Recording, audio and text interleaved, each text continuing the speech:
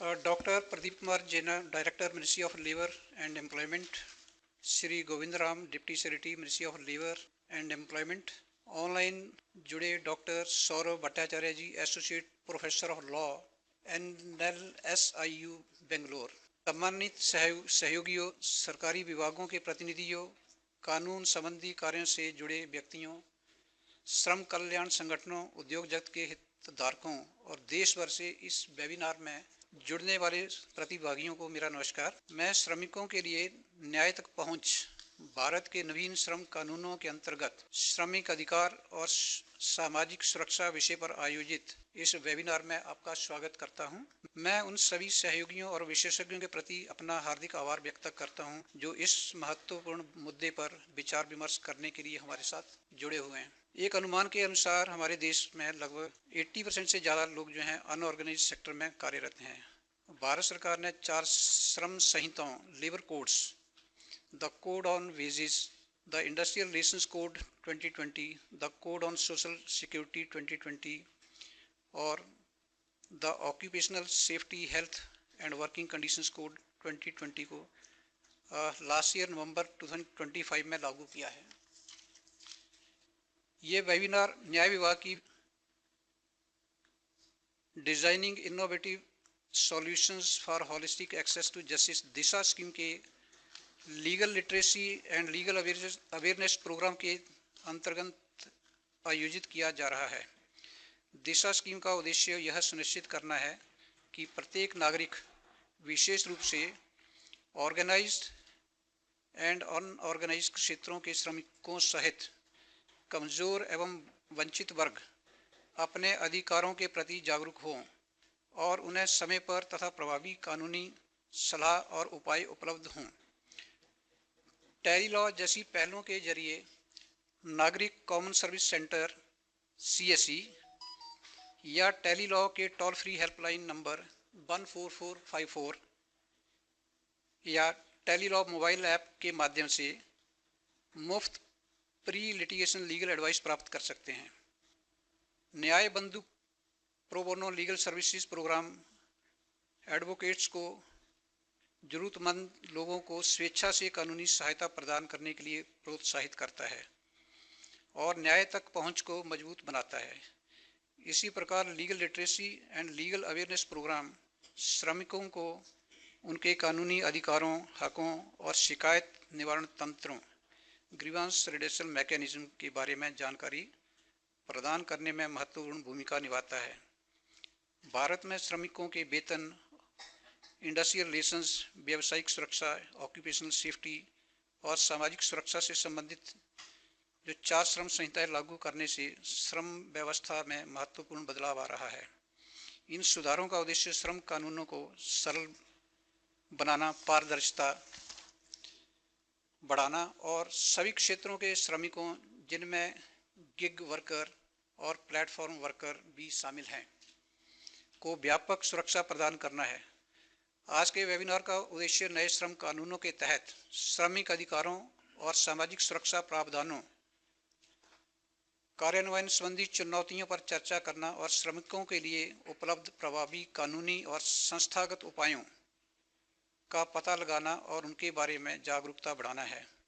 मुझे विश्वास है कि आज के विचार विमर्श से बहुमूल्य जानकारी एवं परिणाम प्राप्त होंगे और सभी श्रमिकों के लिए श्रम अधिकारों की रक्षा और सामाजिक सुरक्षा सुनिश्चित करने की दिशा में हमारे सामूहिक प्रयासों को मजबूती मिलेगी। इसी के साथ मैं आप सभी को एक बार फिर से स्वागत करता हूं और इस महत्वपूर्ण वेबिनार के लिए आपकी प्रतिबद्धता एवं उपस्थिति के लिए आपको धन्यवाद देता हूं। मुझे आशा है कि यह सत्र सार्थक और उपयोगी होगा। बहुत बहुत धन्यवाद आप सभी का। मैं औपचारिक रूप से इस वेबिनार शुरू करने की घोषणा करता हूं। धन्यवाद। Thank you, sir. Indeed, it is a very important webinar for today because given the scenario that the Constitution has very important provisions, labor is a concurrent, it is in the concurrent list, and entry 55 in the union list and entry 22 in the concurrent list gives both states as well as the center to make laws. And India has been a founder member of the ILO, Indian International Labour Organization, where we participate in a very holistic manner and give our major contributions right from the beginning since the organization started. And given the fact that we had 44 labor laws, if I'm not mistaken, in this country, and there has been a big achievement on the part of the government by consolidating them into 4 codes, and an attempt has been made to simplify the same and to make it more transparent, accountable. All the stakeholders have been made, given their perimeters and their preferences, preferences where they can, act. Their boundaries have been set. So a lot of loopholes have been plugged, and accountability has been ensured. With that kind of a change, it is only very, very relevant that we have officers from the ministry coming directly to listen, to them will be a real pleasure. Similarly, we have an intellectual from the faculty, right from the National School of Law, Bangalore.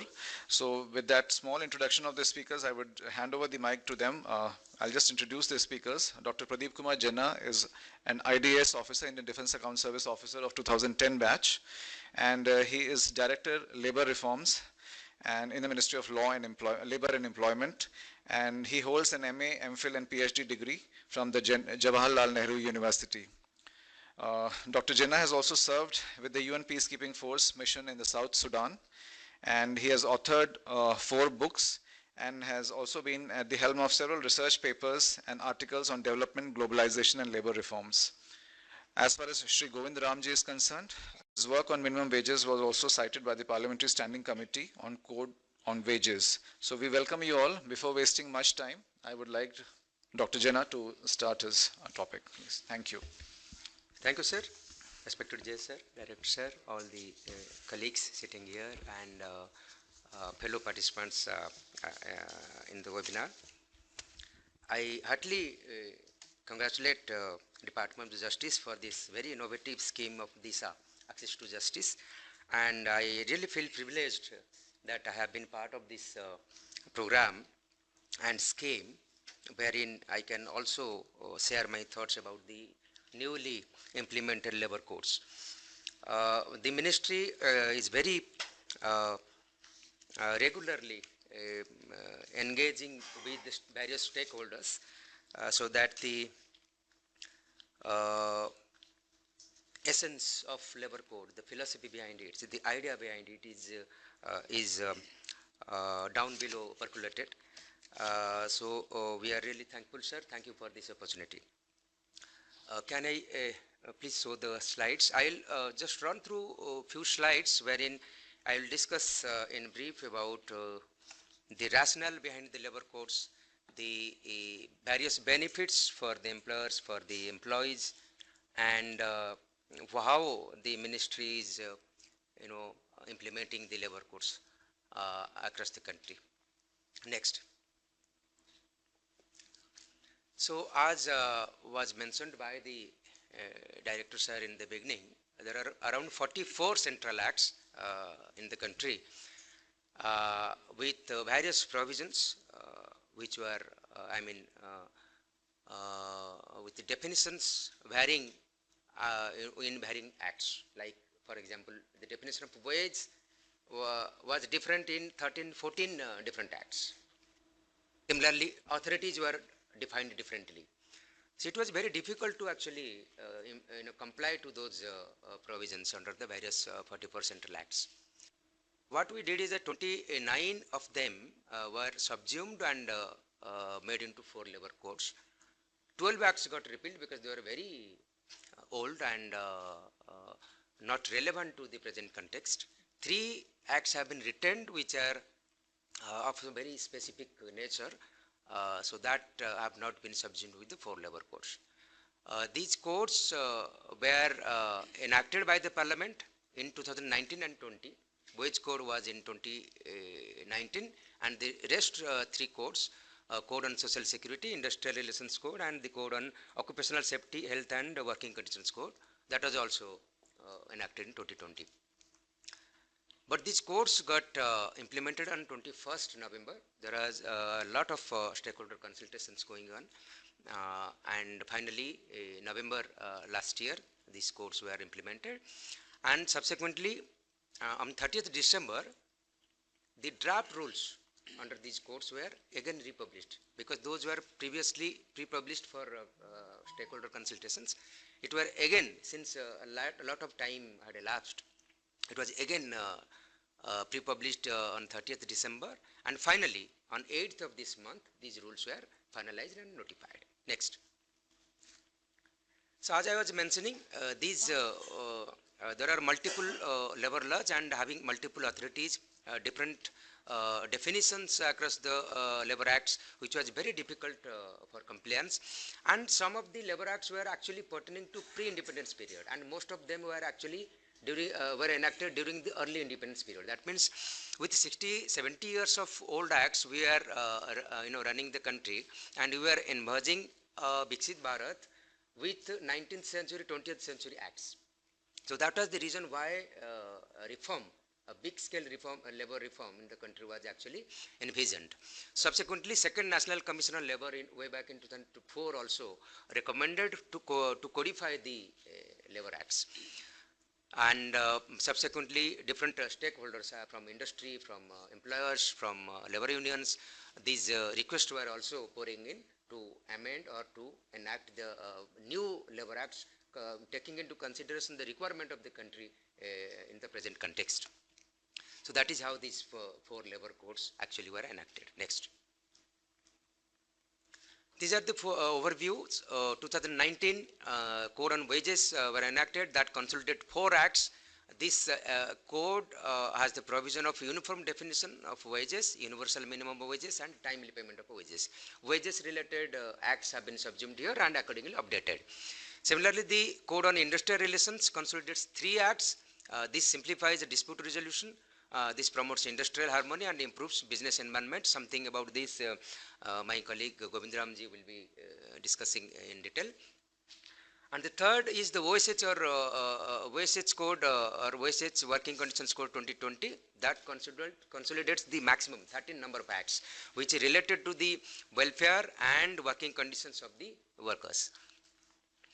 The fourth is Social Security Code 2020 that consolidates 9 acts, and this is related to the social security provisions of the workers. And this code has the vision of providing universal social security coverage to all types of workers in the organized sector, workers in the unorganized sector, as well as the new types of workforce that is emerging in the country, the gig and platform workers. Next. If you look at this slide, this broadly discusses about the scale of reform undertaken through these codes. As far as sections are concerned, this number of sections in the codes in comparison to the previous acts have been reduced by 61%. Rules reduced by 75%, forms by 60%, and registers by 90%, which is quite relevant for the industries, for employers, as far as the age of doing business is concerned. Similarly, returns, registration, and license, these were multiple as per the previous acts, which have been made single and made digitized. There are 3 important provisions in the present context which have been introduced in the code, that is decriminalization, compounding of offences, and improvement notice. Now, under the previous act, there are 87 such provisions which attracted imprisonment. In fact, there are very small or minimal nature of non-compliance that also attracted imprisonment. For example, consider this room as a factory, and if the factory has not been whitewashed properly, that also was in the rules of some of the states, that also was attracting imprisonment. So what has been done in the courts is the entire penalty or imprisonment provisions have been rationalized. Somewhere even the financial penalty has been considerably increased as a deterrence for second or repeat offense. At the same time, wherever the offenses are very serious or grave, imprisonment provisions have also been given. So it has been rationalized, reduced. So there are only 22 provisions where it attracts imprisonment provisions under the courts, but out of that, 16 are compoundable. So only 6 such provisions are there which cannot, because those are related to very serious offences like life and death of the workers, social security related matters, those cannot be compounded. So that is one kind of rationalized reform, I must say, in the labor codes. Similarly, compounding of offences was not there. That has been provided. Compounding officer will be notified by the appropriate government, and the affected party can approach the compounding officer for compounding of the offences for their non-compliance. Similarly, improvement notice. Previously, that was not there. If there is a non-compliance noticed in an establishment, either penalty or imprisonment directly was ensured. But now the establishments will be given improvement notice. We are giving you this much time, a month or whatever, and you can comply to the labor laws. So that improvement notice will be given to the employer, which substantially gives scope to the employers or any other stakeholders to comply to the provision, so that imprisonment or fine or any kind of penalty is avoided. So these are the three very forward-looking provisions in the labor codes which have been introduced. Next, sorry.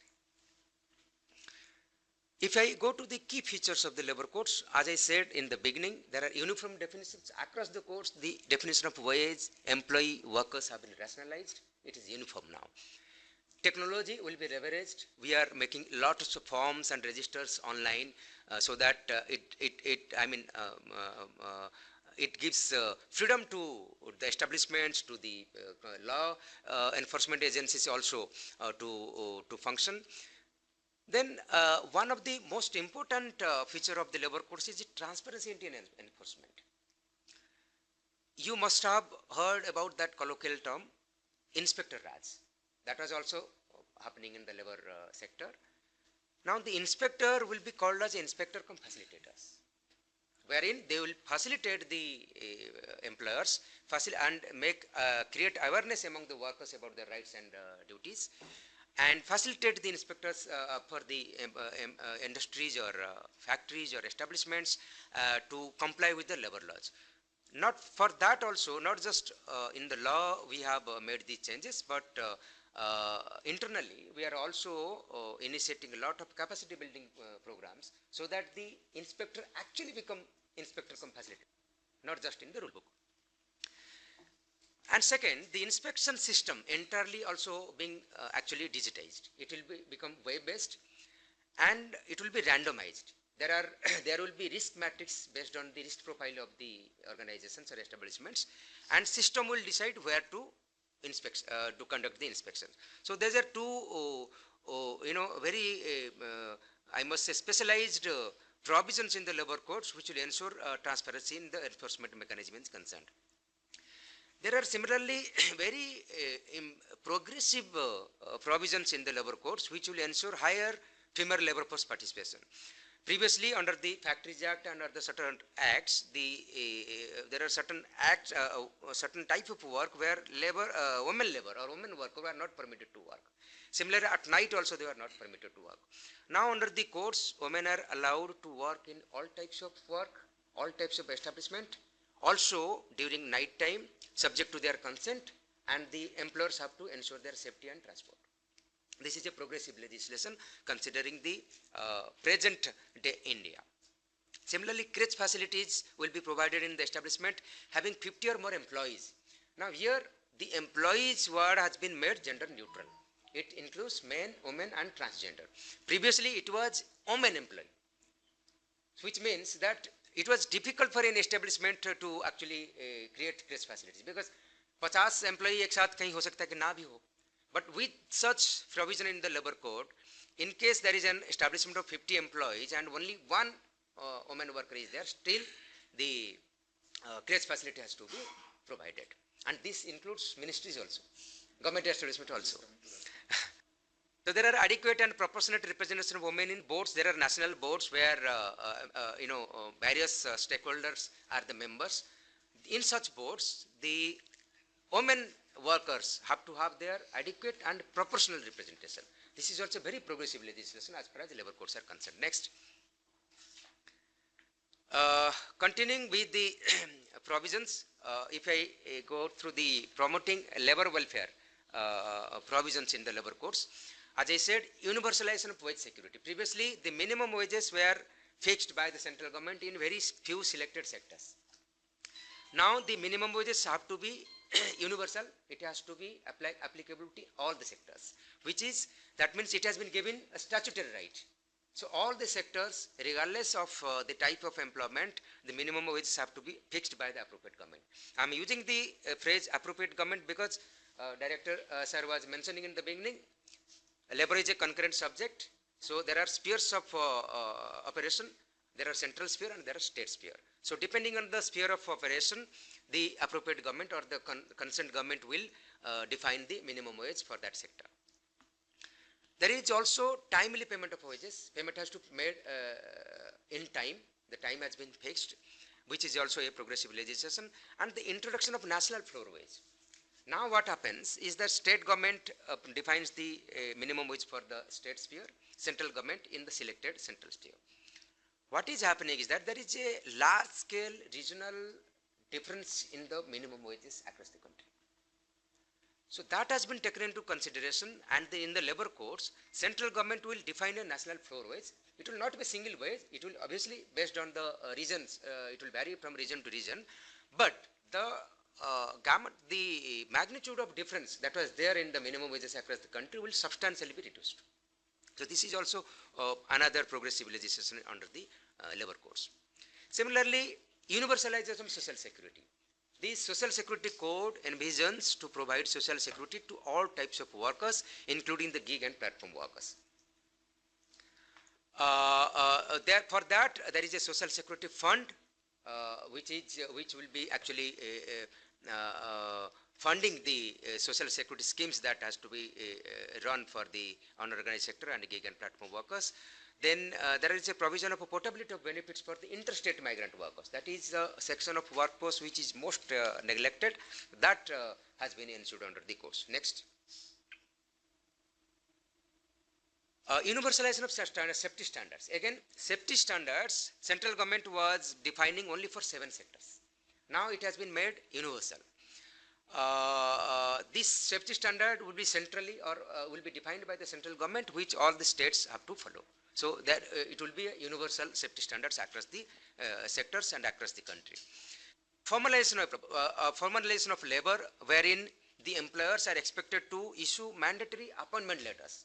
This will lead, because the appointment letters will define what kind of labor he is, what is the duration of his engagement, what kind of minimum wage or whatever his wage he would be getting. All these would be given in the appointment letter, which will lead to formalization, because sir was mentioning in the beginning, we are a country having one of the largest working population in the unorganized sector. This will lead to formalization of the labor force. Fixed term employment provision have been given in the IR code, also in the Social Security Code. This will reduce contractualization. There are provisions for skill development. If the workers are retrenched, then there will be reskilling fund which the employers have to fund for. That would be around 15 days wage of last run, which will be credited to the account of the retrenched workers, which will be used for reskilling of that particular actor to increase his employability. Next. For the wage code, again, minimum wages, as I said, has been mandated. National floor wages has been mandated. The payment has to be made based on the type of engagement on daily basis or weekly basis or fortnightly basis or monthly basis. The particular timeline has been given in the course. The establishment or the employers have to ensure that there is timely payment of wages. Uniform wage definition, as I said, if the allowances, previously this is one of the progressive, and for this also we faced a lot of resistance. Previously what happens, if a worker gets 20,000, for example, minimum wage is defined as 10,000, Baki rest 10,000 was defined as different allowances. What happens is that the ESI and EPF components is contributed on the basis of minimum wages.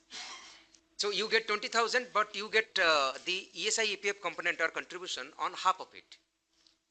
So there is compression of wage as such. So that is why a clear definition has been given in the wage code.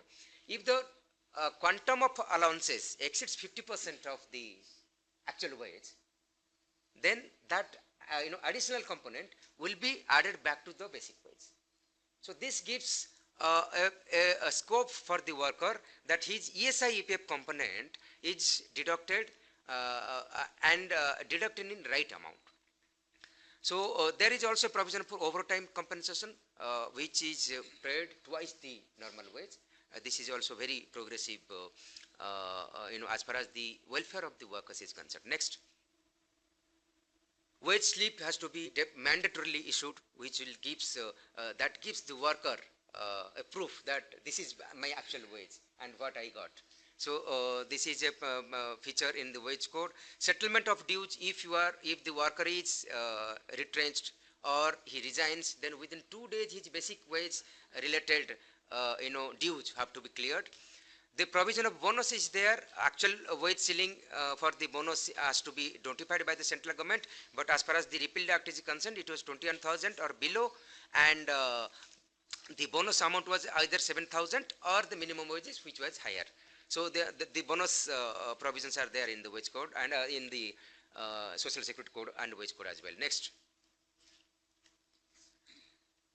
For the women, as I said, there should not be any discrimination on the basis of gender in payment of wage. If similar work is being done by male and female, then similar payment, similar wage payment has to be made. No discrimination on the basis of sex in recruitment. There should not be any discrimination. Then 1/3 members in central or state advisory boards, as I was mentioning, their voice in wage fixation. If minimum wage is fixed by the wage board, which is an advisory board, and proportional representation of women would be there. That means in the policy decisions of the country, women will have direct say. This is one of the very progressive legislation done in the labor codes. Similarly, advisory boards and other boards, they have a proportional representations. Next. Fixed term employment, this is a there was a lot of demand from various stakeholders to introduce this. This has been made as part of statute now. Gratuity for fixed term employment will be given if even he completes only 1 year. In case of permanent employees, it is 5 years. So that is also one of the labor friendly provision in the IR code. Retrenchment of workers with at least 1 year of continuous service, they have these facilities: 1 month's notice before termination and 1 month's wages in place of notice. These provisions are given in the IR code. Then reskilling fund, I was mentioning on that, 15 days of wages will be given to the retrenched worker. Next, expansion of definition of a worker. Journalists, supervisors getting 18,000 and less, because this 18,000 limit will be subsequently revised by the government, but under the statute it has been brought under the definition of a worker. Then digital artists and stunt persons. For the movies, film industries, the Heroes Act, but actually stunt persons are different, which we do not see. Those are very risk prone. They undergo a lot of risks and injuries, and they were not been taken care properly. So that is why they have been brought under the definition of worker and the courts. Then there are grievance redressal committees where the workers can try to resolve in association with employers, resolve their issues. A timeline have been given, how it will be constituted, how much time it will take to resolve those grievances. Then works committees are there with certain number of workers in an establishment. Next, for women under the IR code, if the women have completed, the women worker have completed their maternity leave, then if the employer agrees, they can also work from home. That is also facility given. And work from home concept, Honorable Prime Minister very recently mentioned. That is also available in the courts, not just for women, but also for other sectors. That facility, remote work facility, all these have been given in the labor courts as well. Then there are internal complaint committees like any other establishment. That facility is also there. OSS rules defines about the ICCs and the various provisions under the same. Next. Coming to the Social Security Code, the Employees Provident Fund, ESI scheme, same thing have been actually copied. So I will not go into details. Next. The employees compensation. The most important provisions under this is that if you are commuting house to work and workspace to back to house. During commuting, if the accident occurs, this will also employee compensation will cover that. That was not there previously. That was the progressive provision in the labor codes. Next. Gratuity and provision same almost what was there in the previous acts. Unorganized workers social security fund will be there. Then social security fund will be there for the gig and platform workers I mentioned. There are defined social security schemes which will be run by the ministries and appropriate government for this type of workers. Next. Gig and platform completed. Next. For women under the Social Security Code, family definition have been revised. Parents-in-law have been made part of family now. Crèche allowances 500 per month for child to be given. Then crèche facility for employees, that word has been made gender neutral. And protection from dismissal during maternity leave. आप उसको dismissal नहीं कर सकते. ये protection दिया गया है. Then provision of paid leave for miscarriage 6 weeks, that provision has also been made part of the course. Next. Maternity benefit 26 weeks, same as the previous acts. There will be post delivery to nursing breaks, medical bonus of 3,500, or these are progressive legislations. Next. Under the OSH code, again the contract labor to huge contract labor in the establishment, 20 workers, previously it was 20 workers, it has been increased to 50 workers. Then pre-annual health examination, this is also very progressive, very labor welfare provision made as part of the labor codes. Then appointment letters, as I was mentioning about that, annual leave with wages, national welfare standards, which I said the central government will define the OSH standards which the state government will follow. Next. Special provision for contract workers. Please note this, regardless the strength or the strength of the workers in the establishment, wages have to be paid within 7 working days of the next month if they are engaged monthly basis. Previously, it was different depending on the strength of the establishment. Then mandatory canteen facilities, shelter, restroom, first aid box, depending on the type of establishment, whether it's a factory or different kind of establishment. These facilities have to be provided. Interstate migrant workers, they had to get to and fro journeying allowances, also portability of the benefits. Next. Then to boost the female labor force participation, women are allowed to work in all types of establishment and all types of work. Then last 3 women on duty for night shift in below ground mines, because mines are of different open cast, below ground. For that also, whether women will be employed or not, for that very specific guidelines have been given. Then a separate well-lit and ventilated toilets and urinals for female employees, separate locker facilities, all these welfare, very minor details have been thought of and given in the labor codes. Next. Proportional welfare, as I said, in various committees, there has to be proportional representation of women workers. Next.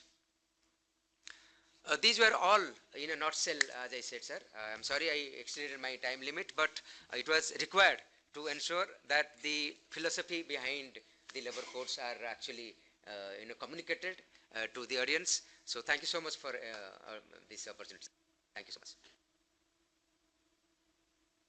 Dr. Jena has brought out in great details about the various provisions, progressive legislations that have been incorporated in the 4 labor codes, including the uniform definitions or the timely payment issues, universal social security, and many women-related issues have been taken care of, especially given the fact that women today are, engaging in the workforce on a much greater scale than it was ever thought of.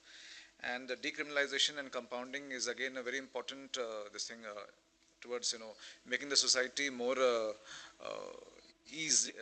livable and easily. Workplace should not become a place of threat. It's a place where you spend major part of your life and hours of your life, and that should be a place where you can freely work without any mental tension. So I think decriminalization is a big development here.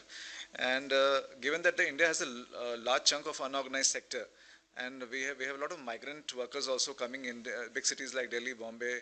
Every day in our homes also we have maids and all who are coming from outside. So they are totally unprotected. Their rights they are not aware. And in such a situation, need for promoting ADR mechanisms, and because labor courts are also burdened by pendency of cases, so therein comes the role of ADR in promoting conciliation, and role of committees, internal committees becomes very important. And that will bring me to my second speaker, Mr. Ram. We'll talk about the grievance redressal mechanisms available under the 4 labor codes and how to access them.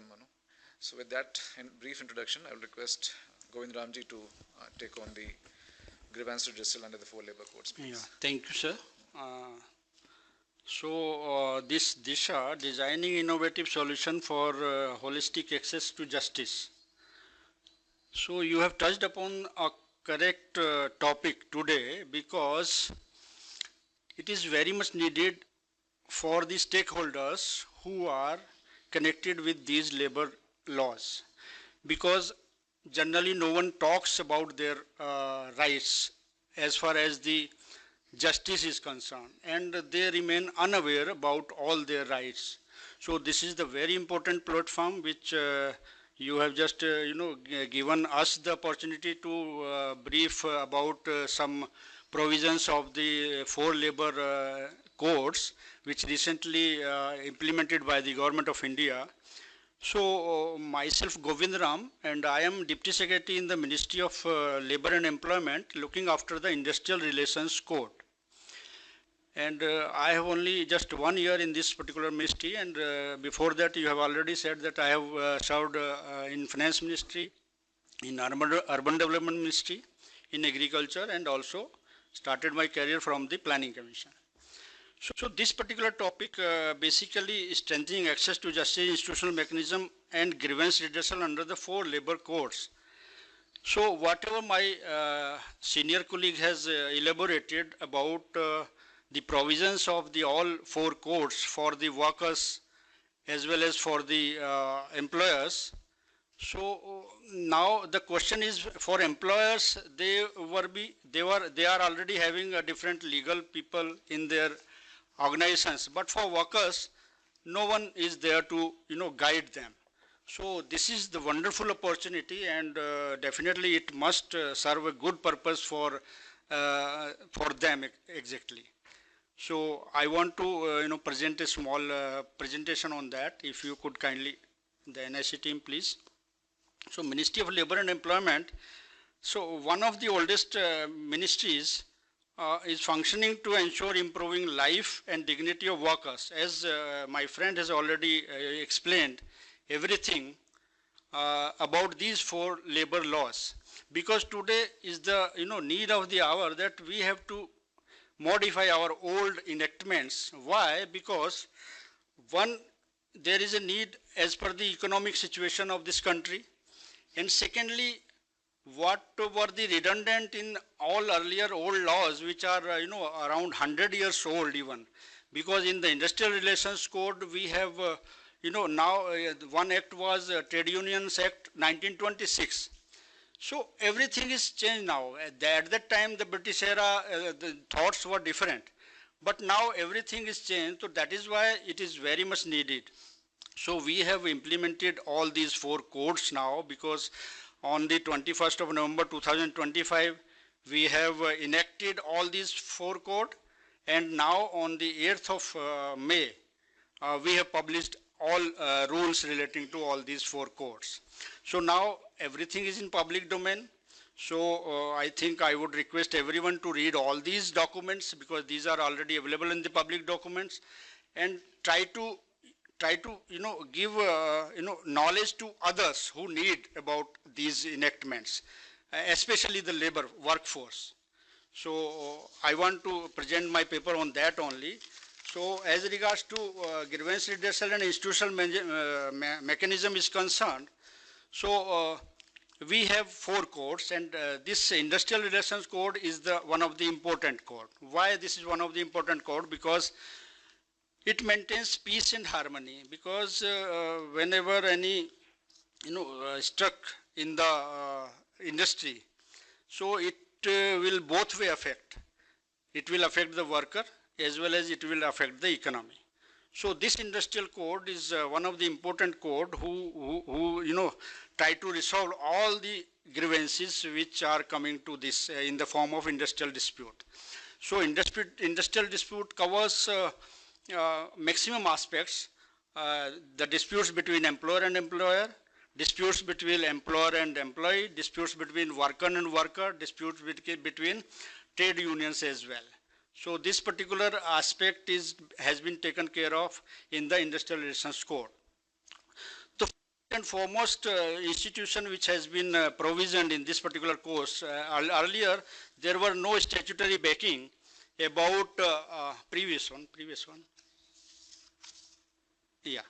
So earlier there were no statutory backing as regards to the trade unions recognition is concerned. So earlier we were just handling it through some executive or some voluntary aspects, but now in this particular code, Industrial Relations Code, the first mechanism which have been given the statutory backing, it is the recognition of negotiating union and negotiating councils.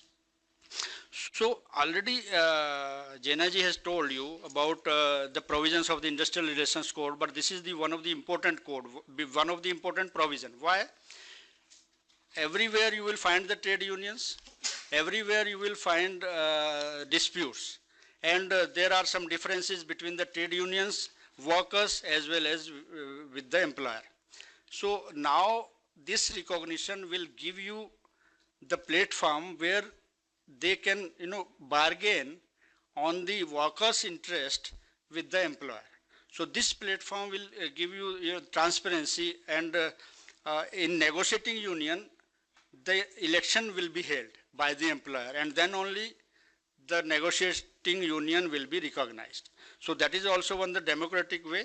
And negotiating councils, where it happens that you will not get the 51% because the criteria for negotiating union is 51%.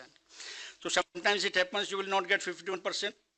So then another concept has also devised. What negotiating council means? If you have get 20%, then you will have one member in the council as well. So likewise, we can have 5 members in that particular council. So by involving all trade unions in that particular industry, so that all demands of the workers can be put forth before the employer. So this is one of the important reforms which the government has done. Next, please. First question comes into the mind of the worker that, okay, I got so many provisions in the various codes as my friend has told, where I will go? If some dispute is there, if some problem is there, then where I will go?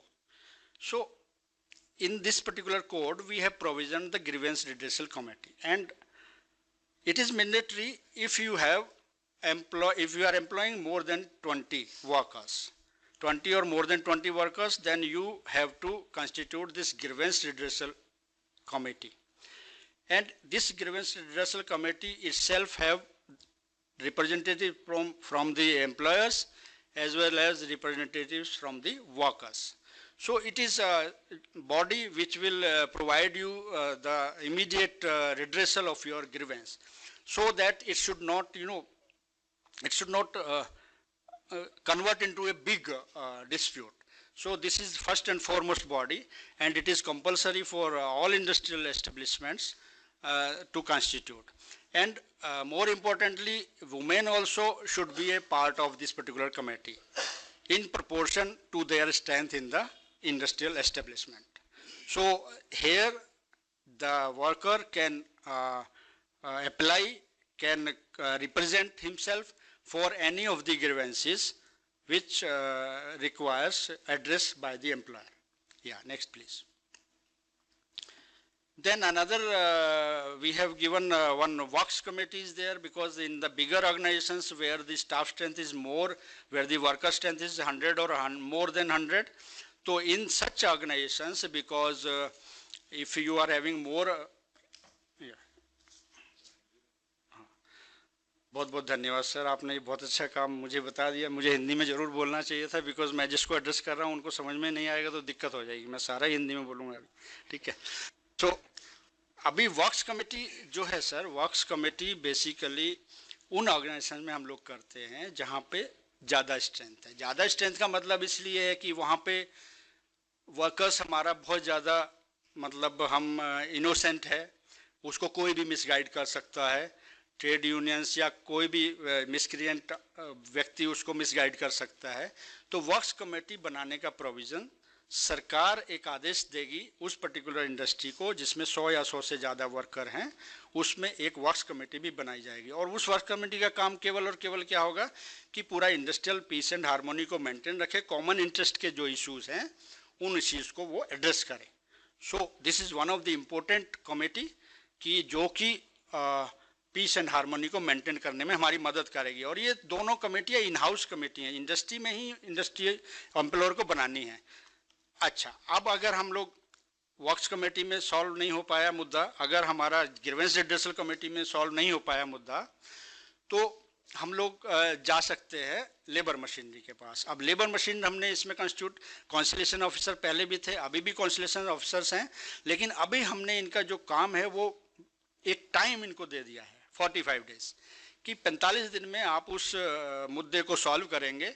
अगर आप उसको 45 दिन में solve नहीं करते हैं तो जो भी पार्टी है, एग्रीव्ड पार्टी है, वर्कर है, वो फ्री है कि वो ट्राइब्यूनल में चला जा सकता है।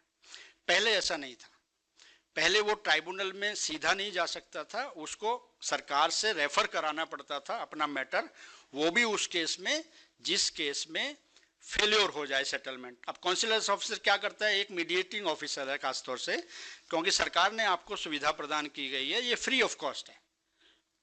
वर्कर के चीज़ों को ध्यान में रखते हुए ये जितनी मशीनरी आप इसमें पाएंगे चारों कोड के अंदर, इसमें वर्कर को कोई पैसा नहीं देना है और वो सीधे जा सकता है। कुछ मैटर्स पे वो ट्रेड यूनियन के थ्रू जा सकता है, लेकिन कुछ मैटर्स जो डिसमिसल, रिट्रेंचमेंट, इस टर्मिनेशन से संबंधित हैं उसमें ट्रेड यूनियन की भी आवश्यकता नहीं है, वो सीधे जा सकता है। सो कुछ मुद्दे हैं जो ट्रेड यूनियन के मार्फत होंगे क्योंकि वो कॉमन इंटरेस्ट से कहीं ना कहीं अफेक्ट करते हैं। ये कॉन्सिलेशन ऑफिसर्स का काम होगा जो हमारी लेबर मशीनरी का पार्ट है, थ्रू आउट इंडिया में अवेलेबल है, सेंट्रल स्फेयर में, और स्टेट गवर्नमेंट भी इस तरीके के कॉन्सिलेशन ऑफिसर्स बनाएगी। और वर्क्स कमेटी और ग्रीवेंस रिड्रेसल कमेटी भी, स्टेट गवर्नमेंट भी इसको पूरी तरह से रेगुलेट करेगी। सारे स्टेट ऑर्गेनाइजेशंस में, इंडस्ट्रीज़ में भी इसको बनाया जाना है। उसके बाद हम आते हैं इंडस्ट्रियल ट्राइब्यूनल्स पे। अब इंडस्ट्रियल ट्राइब्यूनल्स तो पहले हम लोग कह रहे थे कि इंडस्ट्रियल ट्राइब्यूनल्स हैं हमारे पास, लेकिन इन कानूनों में जो बदलाव किया गया है वो ये है कि एक तो कुछ मुद्दों में जो कर्मचारी, जो हमारा वर्कर है, वो सीधा सीधा ट्राइब्यूनल्स में भी जा सकता है। जैसे कि मैंने बताया आपको, रिट्रेंचमेंट के केस में, डिसमिसल के केस में और टर्मिनेशन के केस में, जो आपके जो पूरा का पूरा इनकम आपका लॉस हो गया इन सब एक्शंस की वजह से एम्प्लॉयर के, वो सीधा इंडस्ट्रियल ट्राइब्यूनल में भी अप्रोच कर सकता है।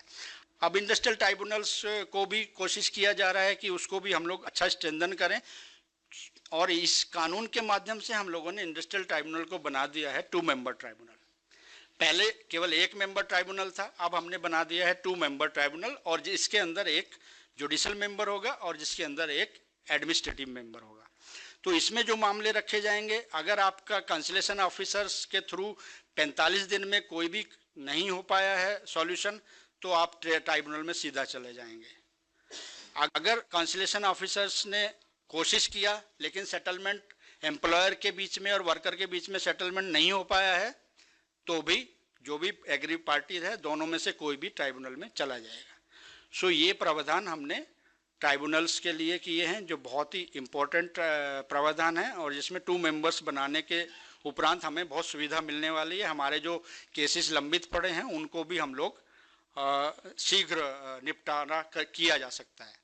और नेशनल इंडस्ट्रियल ट्राइब्यूनल बनाने का है, वो तो पहले से भी हमारा चल रहा है, लेकिन इसमें भी प्रावधान किया गया है सेम, और इसमें नेशनल इंडस्ट्रियल ट्राइब्यूनल में भी सेम प्रोविजंस हैं, जिसके अंदर 2 मेंबर ट्राइब्यूनल है ये भी, इसमें भी एडमिनिस्ट्रेटिव मेंबर होगा और जुडिशल मेंबर होगा, लेकिन इसमें मुद्दे वो रखे जाएंगे जो नेशनल इंपॉर्टेंस के मुद्दे होंगे, और या फिर 2 या 2 से ज़्यादा स्टेट्स के अंदर उसमें अफेक्ट होंगी इंडस्ट्रियल एस्टेब्लिशमेंट, वो मुद्दे इसमें ये नेशनल इंडस्ट्रियल ट्राइब्यूनल में वो मुद्दे रेफरेंस के थ्रू ही जाएंगे।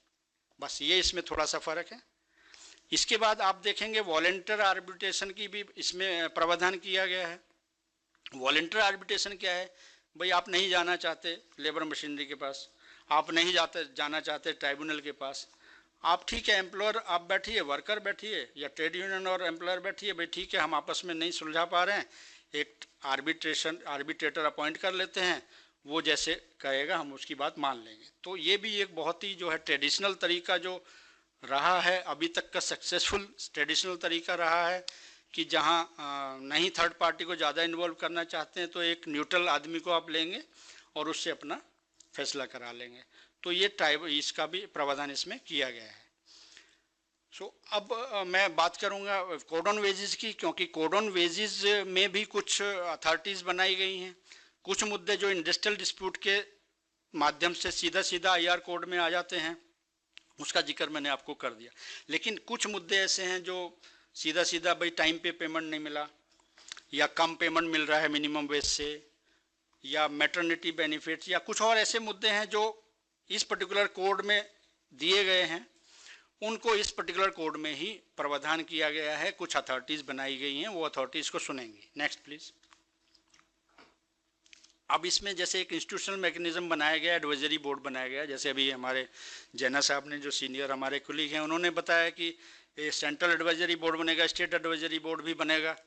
तो ये बोर्ड जो है मुख्यतः केंद्र सरकार को एडवाइज करेंगे और राज्य सरकारों को एडवाइज करेंगे कि मिनिमम वेज कितना होना चाहिए, एम्प्लॉयमेंट अपॉर्चुनिटीज़ के ऊपर क्या हमारा नीति होना चाहिए, क्या हमारा स्कीम्स होना चाहिए। इस पे वो मोटे तौर पे केंद्र सरकार को, राज्य सरकार को अपनी सलाह देगा। इसमें एक सिस्टम लाया गया है इंस्पेक्टर कम फैसिलिटेटर का। इसमें भी बेसिकली अभी जैना जी ने बता दिया, इसमें मैं ज़्यादा नहीं जाऊंगा क्योंकि अब वो इंस्पेक्टर नहीं है, अब वो फैसिलिटेटर भी है। तो फैसिलिटेटर केवल एम्प्लॉयर के लिए ही नहीं है, वो वर्कर के लिए भी है। या नेक्स्ट प्लीज। अब इसमें जो मुख्य बात मुझे बतानी है, क्लेम्स अथॉरिटी इसमें दिया गया है। क्लेम्स अथॉरिटी क्या देखेगा? आपका डिलेड वेजेस हुआ है, नॉन पेमेंट ऑफ वेजेस हुआ है, लेस देन मिनिमम वेजेस हुआ है, या बोनस के डिस्प्यूट हैं। ये स्पेसिफिक डिस्प्यूट्स क्लेम्स अथॉरिटी जो सरकार नोटिफाई कर रही है वो इसको सुन लेगा। इसी तरह अगर एम्प्लॉयर या वर्कर सेटिस्फाई नहीं है क्लेम्स अथॉरिटी से तो अपेलेट अथॉरिटी का भी प्रावधान किया गया है। अपेलेट अथॉरिटी में भी जाके वो सुना जा सकता है उसका मुद्दा। Next please. अब कोड ऑन सोशल सिक्योरिटी जो अभी आपको सारी चीज़ें बताई, ESI और PF और मैटरनिटी बेनिफिट्स और अनऑर्गेनाइज सेक्टर जो मेजर इसके अंदर प्रावधान किया गया है, इसको कवर किया गया है इसमें। आपका 80% से ज़्यादा जो वर्क फोर्स है इसके द्वारा उसको वेलफेयर स्कीम का बहुत बड़ा फायदा मिलने वाला है। Next please. ये इसका एक मैकेनिज्म जो है बनाया गया है सोशल सिक्योरिटी बोर्ड में कि इससे रिलेटेड जो चीज़ें होंगी उसको कैसे सुना जाएगा। तो इसमें भी वही प्रावधान है, नेशनल लेवल का सोशल सिक्योरिटी बोर्ड होगा, स्टेट लेवल का सोशल सिक्योरिटी बोर्ड होगा, EPF और ESIC को इसमें कंटिन्यू रखा गया है। और जो ये सारे चीज़ें provident fund, insurance, maternity benefits और वेलफेयर स्कीम्स को गवर्न करेंगे। Next please. इसमें भी 2 अथॉरिटीज़ बनाई गई हैं, कॉम्पिटेंट अथॉरिटीज़ और अपेलेट अथॉरिटीज़, जो ग्रेचुइटी से संबंधित समस्याओं को सुनेंगी और सुलझाएंगी। Next please.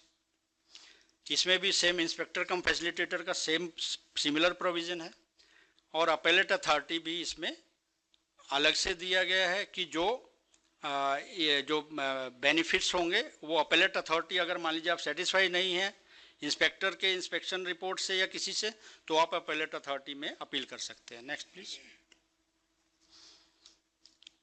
ये OSH कोड एक इम्पोर्टेंट कोड है कि जो आपका जो वर्क प्लेस है, बेसिकली ये आपको एक प्रिवेंटिव प्रोटेक्शन देता है कि आपका वर्क प्लेस कैसा होना चाहिए, उसके लिए आपने किस प्रकार की सावधानियां रखनी चाहिए, वर्कर के हजार्ड्स को आप कैसे आप कम कर सकते हैं। ये पर्टिकुलर कोड उस बारे में बात करता है। Next please. इसमें भी इंस्टीट्यूशनल मैकेनिज्म दिया गया है। नेशनल लेवल का बोर्ड बनेगा, एडवाइजरी बोर्ड, उसी तरह स्टेट लेवल का भी एडवाइजरी बोर्ड बनेगा।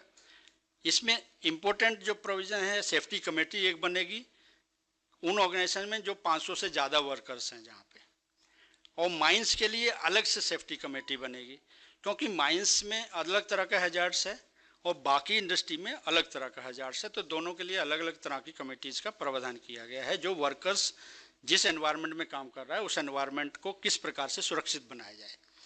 और इसमें डेजिग्नेटेड अथॉरिटीज़ और अपेलेट अथॉरिटीज़ का सिमिलर प्रोविज़न है, जैसे आप पिछले कानूनों में देख रहे थे। Next please. Inspector come facilitator का भी सेम ही इसमें प्रोविज़न है। मतलब आप देखेंगे कि बाकी 3 कोड में और इंडस्ट्रियल रिलेशंस कोड जो एक बड़ा एम्बिट है, और बाकी 3 कोड में इंस्पेक्टर कम फैसिलिटेटर के जरिए आप प्रिवेंटिव चीज़ों को कर लेंगे इनकी इंस्पेक्शन रिपोर्ट के हिसाब से। Next please. Sir thank you so much for giving me this opportunity. Thank you. बस एक चीज़ मैं और ऐड करना चाह रहा था इसमें, वो ये है कि इन सब के लिए इलेक्ट्रॉनिक प्लेटफॉर्म बना दिया गया है। वर्कर को किसी के पास धक्के खाने की आवश्यकता नहीं होगी। वो समाधान का एक पोर्टल हमारा है, वो बहुत रिवैम्प कर दिया गया है। उस समाधान के पोर्टल पे वो अपने घर पे बैठ के, अपने वर्क प्लेस पे बैठ के भी डिस्प्यूट रेज कर सकता है। किसी भी तरह का डिस्प्यूट अगर लेबर मशीनरी से है, वो उस पर डिस्प्यूट रेज कर सकता है और उसको उसी माध्यम से, इन्हीं अथॉरिटीज़ के माध्यम से उसका समाधान किया जाएगा। धन्यवाद। Thank you Govind Ram ji. आपने काफ़ी चीज़ों पे प्रकाश डाला और एक्सेस टू जस्टिस के लिए जो भी आप लोगों ने प्रावधान डाले हैं इन चारों लेबर कोड्स में, चाहे वो नेगोशिएशन यूनियन का हो या ग्रीवेंस रिड्रेसल कमिटीज़ की बात कर रहे हैं, जिसमें कि जहाँ पे भी 20 से ज़्यादा इंडस्ट्रियल वर्कर्स हैं वहाँ ग्रीवेंस रिड्रेसल कमिटीज़ बनेंगी। स्पेशली उसमें वुमेन के रिप्रेजेंटेशन का proportionate to the percentage in the work force. And फिर आपने वर्क्स कमेटी की बात की, which are in house committees जो आप बता रहे थे। तो ये सारे कमिटीज़ और ट्राइब्यूनल्स तो बनाए गए हैं, लेकिन इन सबों में आई होप कि कोई टाइमलाइन, हर चीज़ का एक टाइम बाउंड, जैसे हमारे फास्ट ट्रैक स्पेशल कोर्ट्स होते हैं या डेडिकेटेड कोर्ट्स होते हैं, तो एक समय सीमा के अंदर वो मुद्दे सॉल्व हो, क्योंकि कई जगह पेंडेंसी के कारण कि अपीलेट अथॉरिटीज़ और ये हैं, होते तो हैं अथॉरिटी इंस्टीट्यूशनल मैकेनिज्म्स हैं, उनके कोई अगर क्लियर टाइम, जैसे हमारे BNSS हैं या BNS के जो नए CRPC लॉज आए हैं हमारे सारे, तो उसमें भी एक समय सीमा तय की गई है कोर्ट्स के लिए। तो आई होप कि ये ट्राइब्यूनल्स और आपके इंस्टीट्यूशनल मैकेनिज्म्स, उनको जो भी डिस्प्यूट आते हैं उनको एड्रेस करने के लिए एक समय सीमा जरूर तय की गई हो, ताकि वो डिसिप्लिन में रहें और प्रोसीडिंग्स टाइम से संपन्न हो सके। ये इस पर बाद में अभी हम डिस्कशन करेंगे।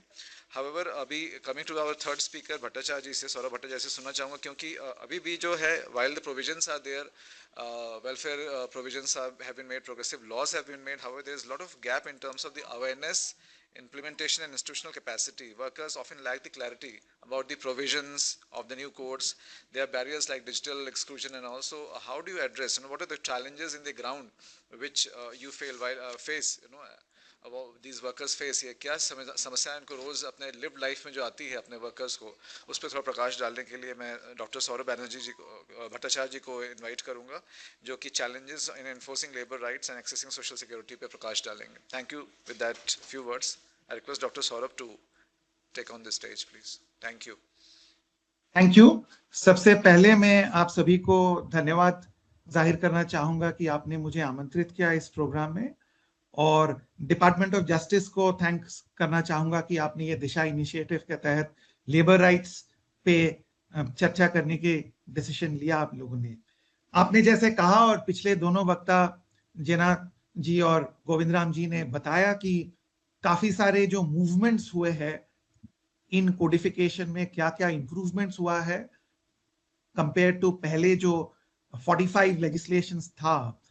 तो मैं आपका ध्यान आकर्षित करना चाहूंगा जो चैलेंजेस है एनफोर्समेंट के तरफ, और व्हाट आर द गैप्स जो अभी भी रह गया है, डिस्पाइट जो काफी काम किया है ministry of labour and employment के ऑफिसर्स ने, लॉन्ग ड्रॉन कंसल्टेटिव प्रोसेस के बावजूद क्या क्या गैप्स रह गया उस पे मैं थोड़ा, क्या क्या चैलेंजेस रह गया है उस पे चर्चा करूंगा। सबसे पहला चीज जो मैं अटेंशन पे लाऊंगा, जो पिछले वक्ताओं ने बताया कि क्या क्या इश्यूज रहे स्पेसिफिकली अराउंड सोशल सिक्योरिटी, जो एट ए टाइम जब लेबर कोडिफिकेशन प्रोसेस शुरू हुआ, जो मेरे ध्यान में मेन चैलेंजेस थे जिनको एड्रेस करना था। यूनिवर्सलाइजेशन ऑफ सोशल सिक्योरिटी पे पहले भी बातचीत हुआ है, और जस्ट एक उदाहरण देना चाहूंगा कि पीरियोडिक लेबर फोर्स सर्वे के डेटा के तहत लगता है कि अराउंड 60 to 64 करोड़ वर्कर्स है हमारे देश में जो लेबर फोर्स में पार्टिसिपेट करते हैं और उसमें से मात्र 7 crores are active contributors to Employees Provident Fund organization, which is the largest social security organization in the world. उसके बावजूद भी not less than 10% of our, or not more than 10% of our workforce is actually covered under EPF and is contributing. Similarly, अगर आप देखें और शुरू से ही इस बात पे ध्यान दिया गया है कि more than 90% of our workforce, जो असंगठित मजदूर कहते हैं हम, जो फॉर्मल लेबर लॉस के बाहर रहा है, हालांकि पिछले कुछ सालों में आंकड़े बता रहे हैं कि थोड़ा बहुत उसमें उन्नति हुआ है, पर कोई कह रहा है कि 85%, कुछ स्टडीज कह रहे हैं कि 88%, पर जो भी हम स्टडी ले, इट्स क्वाइट एविडेंट कि हमारे पास अभी भी इट्स अ मैसिव चैलेंज कि close to 85 to 90% of our workforce अभी भी फॉर्मल लेबर लॉस के बाहर है। तीसरा जो चैलेंज था, ना सिर्फ हमारे पास 45 लेबर लेजिस्लेशंस थे एट द सेंट्रल लेवल, पर उनके जो टर्म्स यूज्ड हुआ था उसमें भी डिफरेंसेस था। और एज एन एग्जांपल अगर आप देखें, फैक्ट्री का डेफिनेशन फैक्ट्रीज एक्ट में अलग था, ईएसआई एक्ट में अलग था, ईपीएफ एक्ट में अलग था। तो अगर आप एक रेस्टोरेंट चला रहे थे 16 मजदूरों के साथ, तो वो ईएसआई में शायद फैक्ट्री होता, पर ईपीएफ में फैक्ट्री नहीं होता, फैक्ट्रीज एक्ट में शायद फैक्ट्री नहीं होता, क्योंकि अलग अलग डेफिनेशंस थे। एम्प्लॉयज का भी डेफिनेशन अलग था, जो मजदूरों के लिए भी एक बड़ा परेशानी की बात होता था कि उन्हें कोई क्लैरिटी नहीं था कि किस किस अधिनियम के अंडर उनका क्या एंटाइटलमेंट्स है। और दूसरे तरफ एम्प्लॉयर्स के लिए भी कौन से कानून में किस वर्कर को रजिस्टर करना है, उसमें काफी डिफिकल्टी होता था। और जिनके पास रिसोर्सेज है लॉयर्स हायर करने के लिए, जिनके पास एचआर कंसल्टेंट्स हायर करने का रिसोर्सेज है, उनके लिए तो they could navigate this difficulty, पर छोटे छोटे एम्प्लॉयर्स के लिए, जो हम कहते हैं एमएसएमईज के लिए, उनके लिए नेविगेट करना काफी मुश्किल होता था। और साथ में काफी सारे सोशल सिक्योरिटी बेनिफिट्स हैं जो ओवरलैप करते हैं अंडर डिफरेंट रेजीम्स। तो टू गिव यू एक उदाहरण, मैटरनिटी, आप मैटरनिटी बेनिफिट एक्ट में भी मैटरनिटी बेनिफिट के एंटाइटलमेंट्स थे, साथ में ईएसआई एक्ट में भी मैटरनिटी बेनिफिट के एंटाइटलमेंट्स थे। और ऐसा भी होता था कि कुछ कुछ एस्टैब्लिशमेंट्स में कुछ वर्कर्स को मैटरनिटी बेनिफिट का क्लेम ईएसआई कॉर्पोरेशन से लेना पड़ता है, कुछ वर्कर्स को मैटरनिटी बेनिफिट का क्लेम मैटरनिटी बेनिफिट एक्ट में एम्प्लॉयर्स से डायरेक्टली लेना पड़ता था। तो ये सारे कॉम्प्लिकेशंस काफी चैलेंजिंग हो जाता है वर्कर्स के लिए भी, एम्प्लॉयर्स के लिए भी। और पहले डॉक्टर जेना ने, गोविंदराम जी दोनों ने बात करा रिगार्डिंग द कंप्लायंस प्रोसेसेस, जो एम्प्लॉयर्स के लिए इनॉर्मस बर्डन बन जाता है, और द नंबर ऑफ रजिस्टर्स जो मेंटेन करना होता था, नंबर ऑफ फॉर्म्स जो फिलअप करना होता था। और जो हम देखेंगे कि न्यू कोड्स में क्या क्या चीजों पे प्रोग्रेस हुआ है और क्या क्या चीजों में अभी भी चैलेंजेस रह गया है और गैप्स है, उस पर मैं थोड़ा ध्यान डालूंगा। जिन मुद्दों पर स्पेशली द फॉर्म्स और लाइसेंसेस, रजिस्ट्रेशन प्रोसेसेस पे डॉक्टर जेना का प्रेजेंटेशन काफी डिटेल था, तो मैं उस पर फिर से रिपीट नहीं करूंगा। सेकेंडली, गोविंदराम जी ने भी इंडस्ट्रियल डिस्प्यूट्स रेजोल्यूशन प्रोसेस में जो चैलेंजेस और मूवमेंट हुआ है, दोनों पे बात कर रहा है, तो मैं उस पर रिपीट नहीं करूंगा। मैं primarily code of social security और सोशल सिक्योरिटी लॉज में जो डिफिकल्टीज रहा है उस पर ध्यान डालूंगा। और एक चीज जो चैलेंज के तहत रह गया था अंडर द ओल्ड रेजीम था कि लीगल डिजाइन में ही कुछ गैप्स थे, जिसके कारण काफी सारे स्मॉल एस्टैब्लिशमेंट्स उनके workers were outside the ambit. और अगर आप एम्प्लॉयज प्रोविडेंट फंड एक्ट देखें तो उसमें आमतौर से अगर आपके पास 20 वर्कर्स ना हो तो ईपीएफ एक्ट अप्लाई नहीं करता था। कुछ कुछ एस्टैब्लिशमेंट में 10 था, पर आमतौर से 20 was the limit. Similarly ESI act, जो ईएसआई कॉर्पोरेशन गवर्न करता है उनके बेनिफिट्स, अप्लाई सिर्फ वैसे एस्टैब्लिशमेंट्स में होता था, फैक्ट्रीज और नोटिफाइड एस्टैब्लिशमेंट्स जिनके पास 10 मजदूर हो, 10 एम्प्लॉइज हो, और अगर आप 6th इकोनॉमिक सेंसस का आंकड़े देखें तो उसमें जो फिगर्स मिला था उसमें पता चल रहा था कि हमें आमतौर से average size of workforce in an establishment in India was less than 3 और 90% से ज्यादा एस्टेब्लिशमेंट्स के 10 वर्कर्स से कम वर्कर्स थे। तो अगर वो सिचुएशन है इन टर्म्स ऑफ वर्कफोर्स तो बाय डेफिनेशन अगर आप कह रहे हैं कि आपके पास 10 एम्प्लॉयज होना चाहिए बिफोर एन एक्ट अप्लाइज, आप कह रहे हो कि 90% of our establishments will not be governed and that was a major gap. और हम लोग देखेंगे आगे बढ़ के कि क्या इंप्रूवमेंट्स हुआ है उस फील्ड में। और सिमिलरली सैलरी सीलिंग्स, काफी सारे एक्ट्स में सैलरी सीलिंग है। ईएसआई एक्ट में at the time of the repeal 21,000 था सैलरी सीलिंग, और ईपीएफ एक्ट में अगर आप 15,000 से ऊपर अर्न करते हैं then you become an excluded employee under the scheme, और employers are not mandated to register you अगर आप 15,000 से ज्यादा अर्न कर रहे थे। और अगर आप ईपीएफओ का ही एक रिपोर्ट देखें, उन्होंने 2021 या 22 में उन्होंने एक रिपोर्ट पब्लिश किया था अपने वेबसाइट पे। उन्होंने वो वेज सीलिंग का स्टडी किया था कि जिस वक्त वेज सीलिंग इंट्रोड्यूस हुआ था, अगर आप कॉस्ट ऑफ लिविंग के अनुसार देखें तो अभी वो wage ceiling should have been somewhere in the range of 45,000, पर वो बढ़ा नहीं, 15,000 में रह गया ईपीएफ एक्ट के अंदर, 21,000 में रह गया ईएसआई एक्ट के अंदर। और अभी कुछ कुछ स्टेट्स में तो मिनिमम वेजेस कुछ कैटेगरीज ऑफ एम्प्लॉयमेंट में 15,000 से ज्यादा है, कुछ स्टेट्स में जहां पे वेज लेवल्स हाई है ऑलरेडी 21,000 से ऊपर है।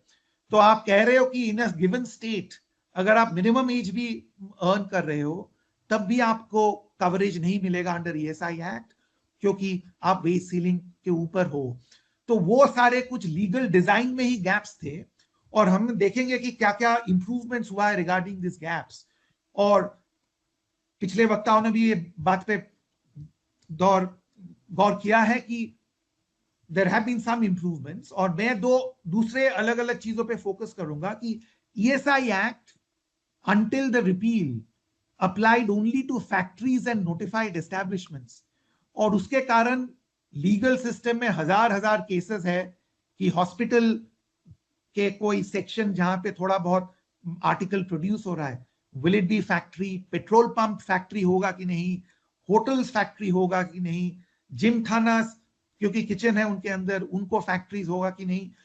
और लिटिगेशन के तहत legal system gets overburdened. From a compliance point of view employees के लिए चैलेंज था।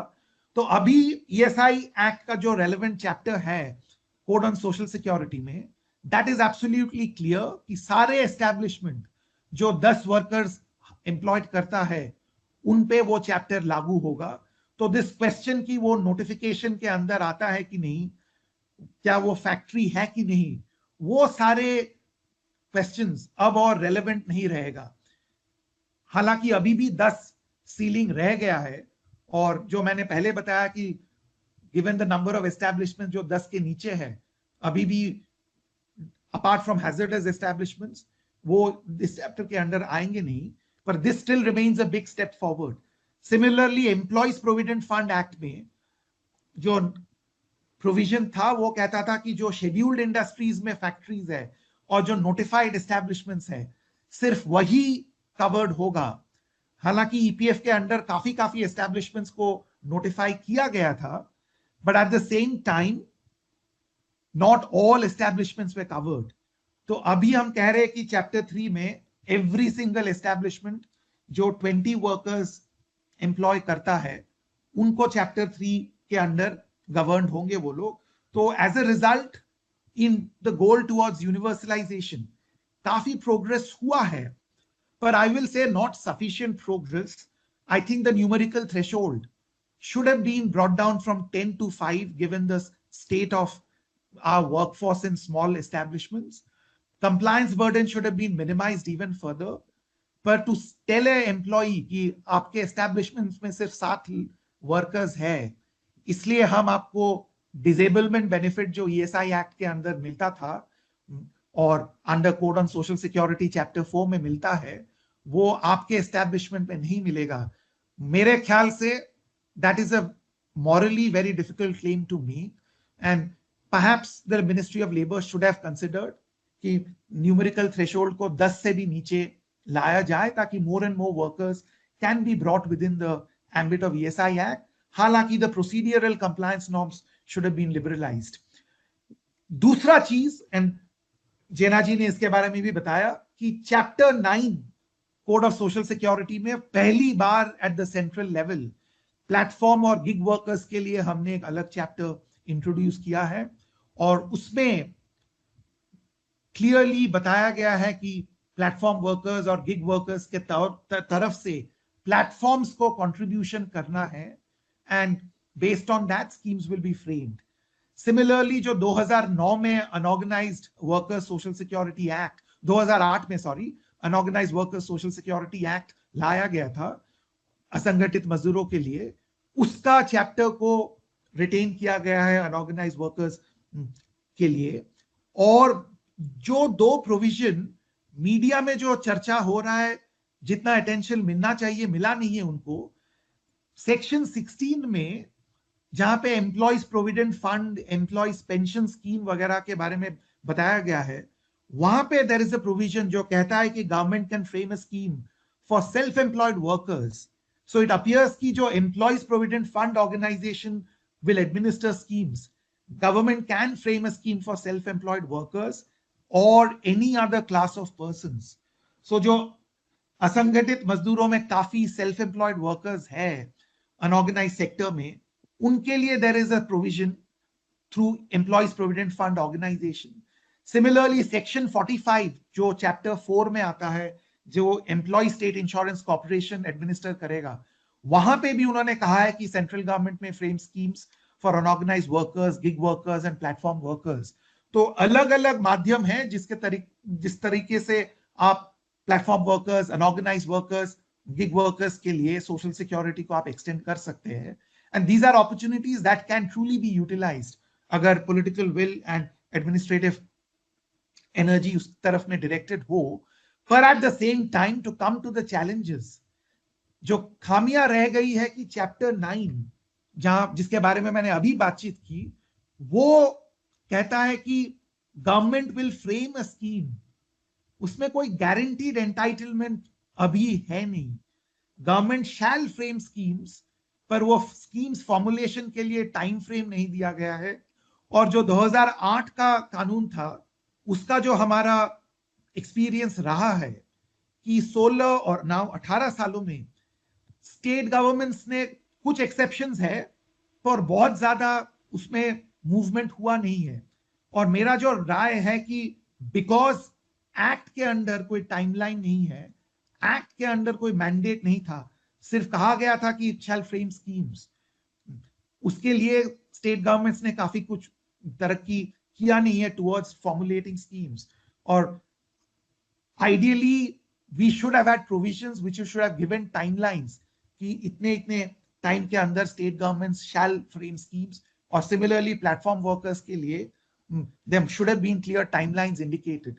तीसरा जो प्रैक्टिकल क्वेश्चन आज आएगा कि आपने चैप्टर 3 और 4 में कहा है कि अनऑर्गेनाइज्ड वर्कर्स के लिए स्कीम्स बनाया जा सकता है, पर फिर चैप्टर 9 में भी आपने कहा है कि स्कीम्स बनेगा.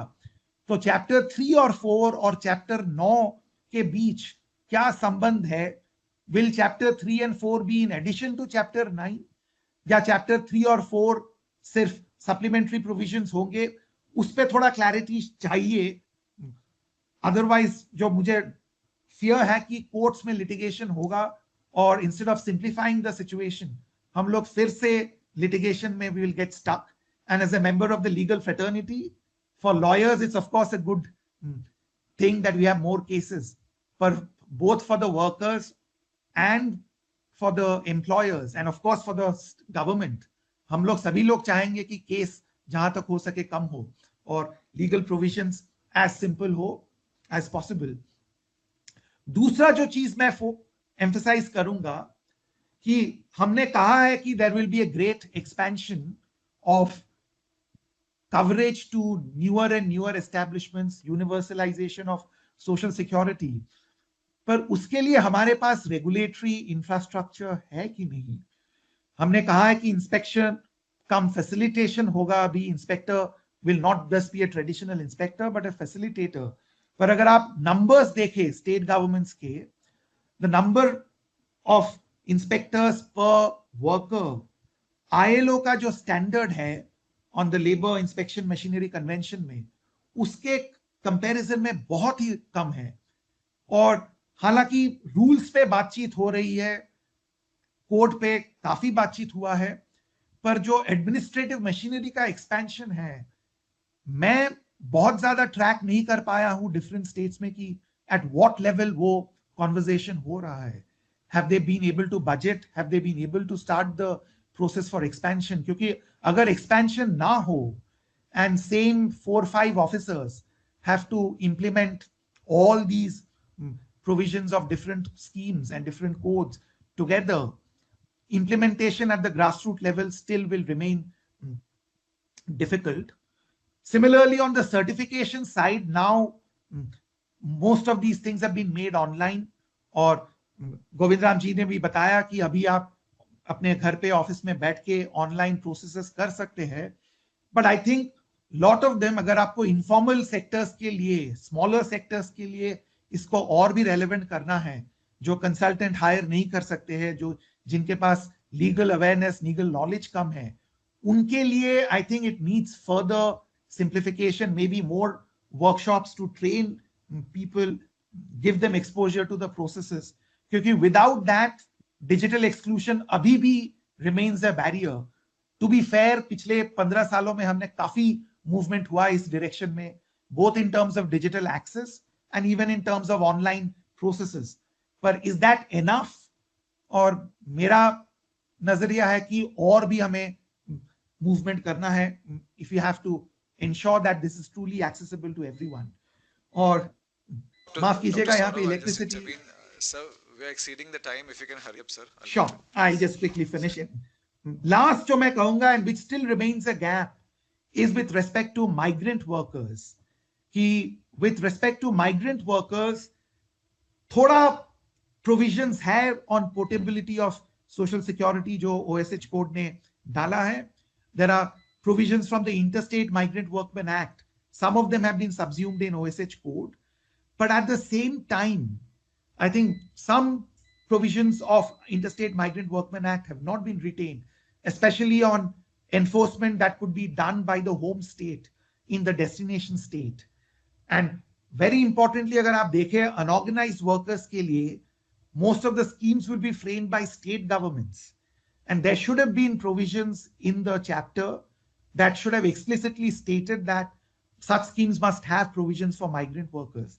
वो अभी तक है नहीं in the code, or unless there is a strong political will, there's a danger कि states, because they respond to their own voters, migrant workers के लिए sufficient protection नहीं रहेगा.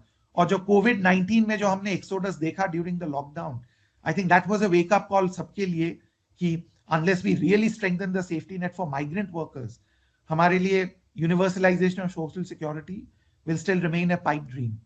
तो ये कुछ points के साथ मैं अपना presentation समाप्त करूंगा यहाँ पे.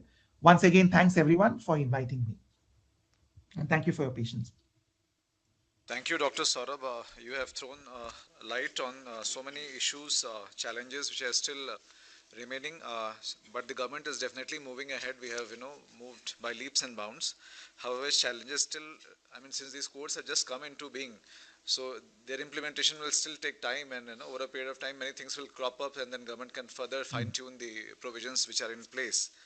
But point well taken with regard to the regulatory infrastructure that should be in place for ensuring that the grievance redressals which are, are solved in time, because manpower is always an issue with the state governments specifically.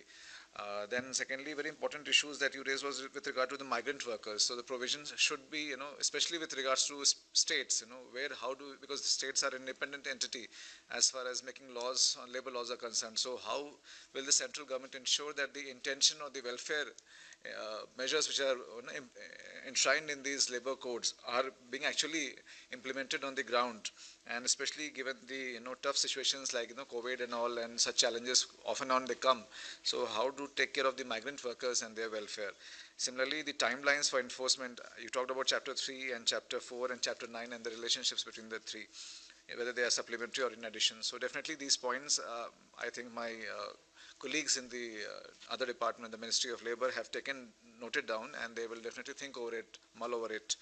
And with that, I would take a few questions. Anyone of you can, some on. We have online questions. We'll first take it for the audience, then Dr. Saurabh can be answered.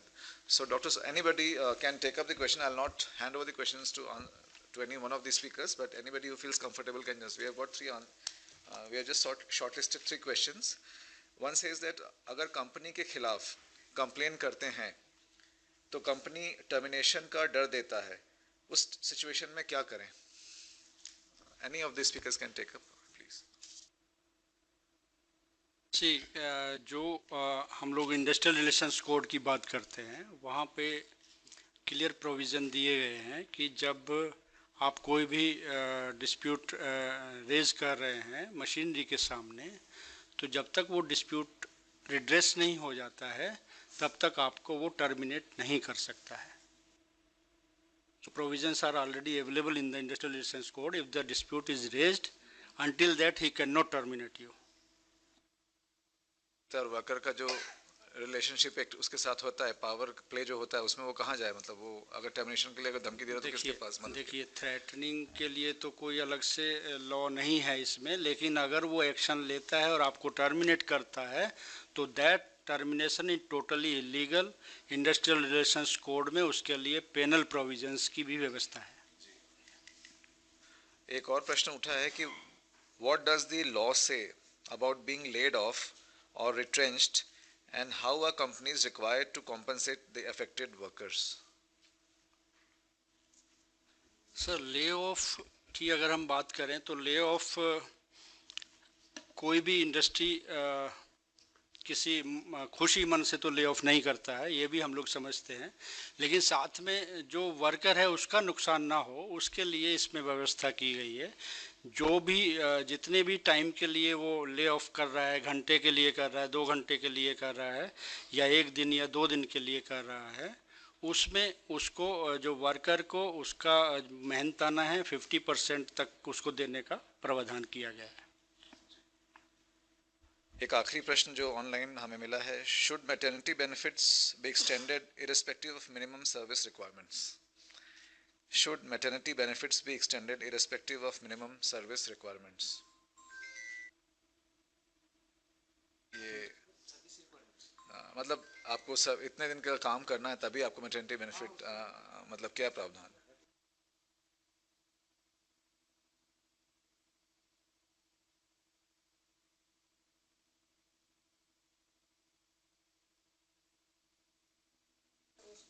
Minimum 80 दिन का काम करेंगे तभी आप maternity benefit का.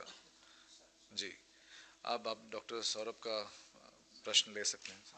सौरभ जी ने अब जो बता रहे थे ना, देयर आर कहाँ गया क्वेश्चन लिखा था मैंने. Yes, so he was of the opinion that there are I mean there is lack of universal social security, and was mentioning that out of 64 crores of workforce only 7 crore have EPFO contribution. See, the EPFO contribution depends on the wage ceiling of the workers.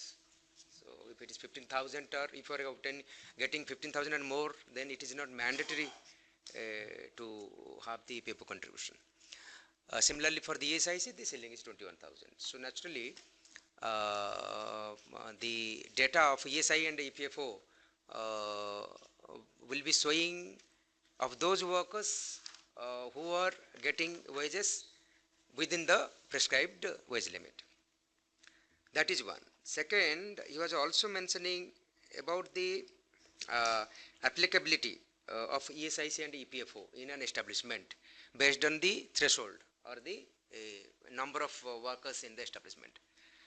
In the course for the ESIC, it was 10, the 2 things have been taken care, 2 important changes.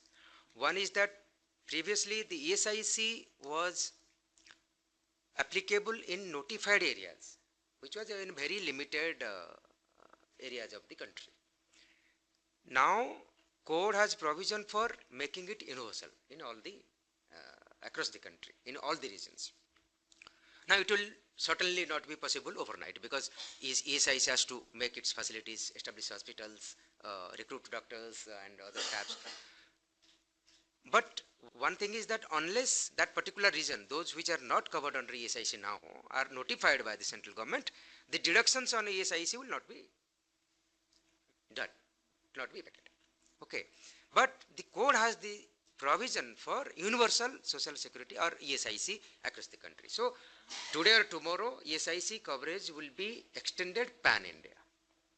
It is another matter that the government is very seriously already started working infrastructure building for the ESIC. That is a different issue, but definitely it is there in the statute.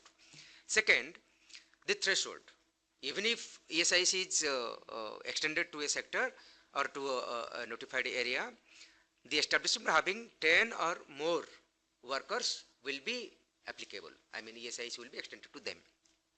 But in the code, provisions have been made that establishment employing 10 or less workers can voluntarily opt for ESIC. That provision was not there previously because ESIC is a very costly service, a very costly service, and they provide very good facilities. So that is why it is very costly. So that provision was not there. It has been made now. Voluntarily, establishment having less than 10 workers can voluntarily opt for ESIC. ESIC on that application, ESIC will accept. That is one. Secondly, thirdly, if there are establishment involved in hazardous processes, even if there is one worker, then ESIC has to mandatorily be extended. Similarly, for plantation workers, you go to Assam, go to Bengal, go to Odisha, there are a lot of plantation workers. This sector, for this sector, ESIC was also not extended before. Now it has also been made mandatory, voluntary. Those sectors can also extend ESIC. So obviously, I mean, from now on, once these labor codes across the, I mean, it has already been implemented, but its real effect will come in some time to now, once it is implemented on ground by all the establishment and all the employers. So the social security will the coverage will be increasing. As far as EPFO is concerned, again, to establishment 20 and below, establishments employing 20 and below workers, it has also been made voluntary. Previously it was not there. Okay. Similarly, establishment employing international workers, there is no limit for them. So all these very enabling provisions are there. I mean, it will take time. I agree with Professor Saurabh, but the thing is that provisions are made very well thought out, discussions undertaken before all these codes were prepared or enacted. So I think universal social security is just a matter of time. I don't think there is any lacunae in the statute itself. Similarly, he was also mentioning about schemes for the unorganized and scheme for the, there is no guarantee whether schemes, government has enacted it. If government did not intend to bring social security, why it would have first place enacted it? Otherwise, फिर तो आप सामने जाएंगे, court में जाएंगे, जब बता रहे थे कि कोर्ट में जाएंगे, आप भी सामने रास्ते में आ जाएंगे. गवर्नमेंट को नहीं करना होता तो स्टैट्यूट में ही नहीं लाते ना. रही बात की जो डिफरेंस 9 और चैप्टर 3 ये सब बता रहे थे ना, उसमें क्या है कि एक तो सेंट्रल गवर्नमेंट अपने आप स्कीम्स ले आएगा, दूसरा है ESIC, EPF, these are two separate autonomous organizations, they are not ministry, they are separate organizations, autonomous organizations. Statute में ये प्रोविजन रख दिया गया है कि आप ESI आप अपना स्कीम तो लाएंगे ही, बट साथ ही ESI EPF के थ्रू भी अगर कोई स्कीम देना चाहेंगे वो भी मंत्रालय कर सकता है. ये प्रोविजन रखा गया. So there is no confusion. Just enabling feature in the labor codes for the ministry or for the government, central government, to ensure that social security by either this side or that side extended to the target population. Similarly, he was also mentioning about the interstate migrant workers. COVID was a very bad phase, and that also taught us so many things. He was right about the migration that happened back to their home places. Taking note of that situation, the Honorable Supreme Court had directed, because no entity under the central government had any data about the whereabouts of these workers. That is how Honorable Supreme Court had directed Ministry to ensure registration of these workers. And that is how eShram, you must have heard, eShram as a portal came up. And people were voluntarily, people can register themselves based on their Aadhaar authentication. And that is how, crores of workers have registered on eShram. Now, there are provisions, as I was mentioning during my presentation, for the migrant workers. To and fro journeying facilities have to be provided by the employers. Under the previous act, ISMW Act, if you are not migrating to different state or other state through the contractor, you are not treated as a migrant worker. Although practically you are a migrant worker, you are not treated legally as a migrant worker. Now that definition has been broadened in the labor codes. If I myself on my own migrating to a different state and working there, I will be treated as migrant worker, and all the benefits for the ISMW or the interstate migrant worker will be applicable to me as well. So they will be given to and fro journeying allowance, and also the PDF, the ration and other benefits.